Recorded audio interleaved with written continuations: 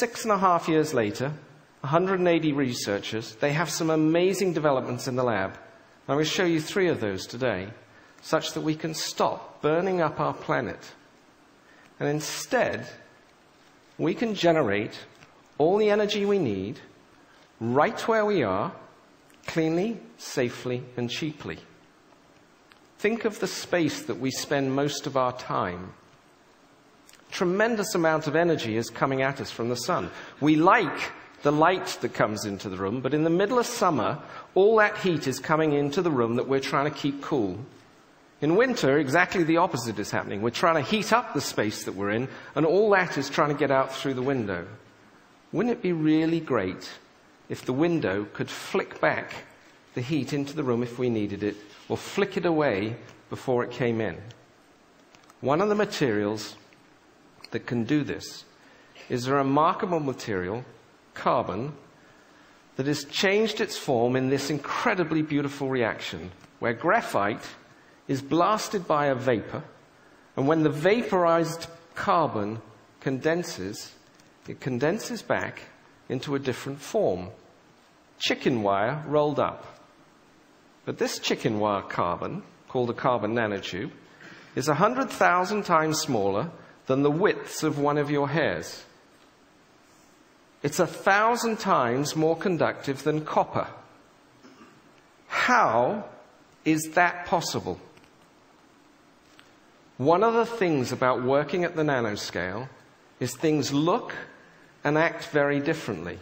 You think of carbon as black. Carbon at the nanoscale is actually transparent and flexible.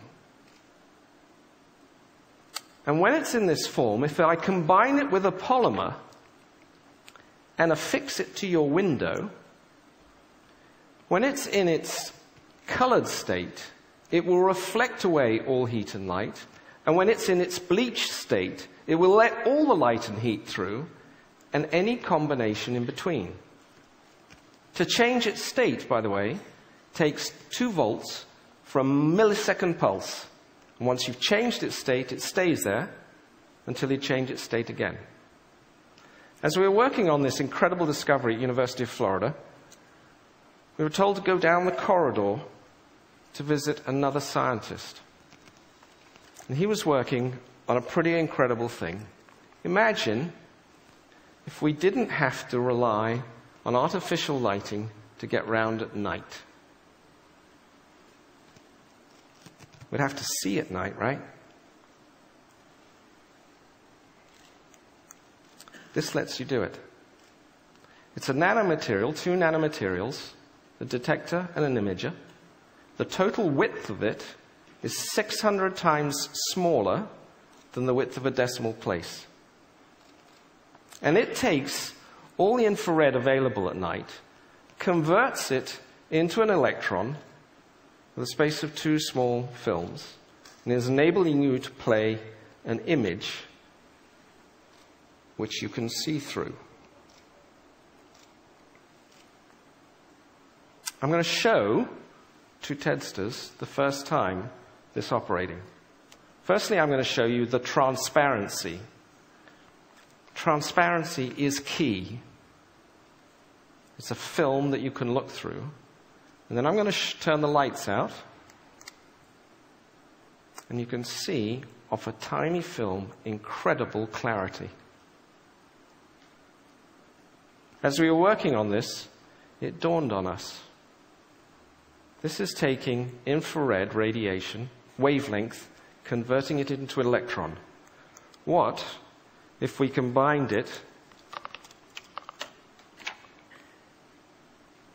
with this?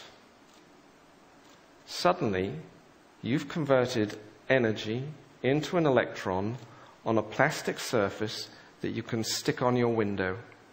But because it's flexible, it can be on any surface whatsoever. The power plant of tomorrow is no power plant. We talked about generating and using We want to talk about storing energy. And unfortunately, the best thing we've got going is something that was developed in France 150 years ago, the lead-acid battery. In terms of dollars per watt stored, it's simply the best. Knowing that we're not going to put 50 of these in our basements to store our power, we went to a group at the University of Texas at Dallas, and we gave them this diagram. It was in actually a diner outside Dallas-Fort Worth Airport. We said, could you build this? And these scientists, instead of laughing at us, said, yeah. And what they built was EBOX. EBOX is testing new nanomaterials to park an electron on the outside, hold it until you need it, and then be able to release it and pass it off. Being able to do that means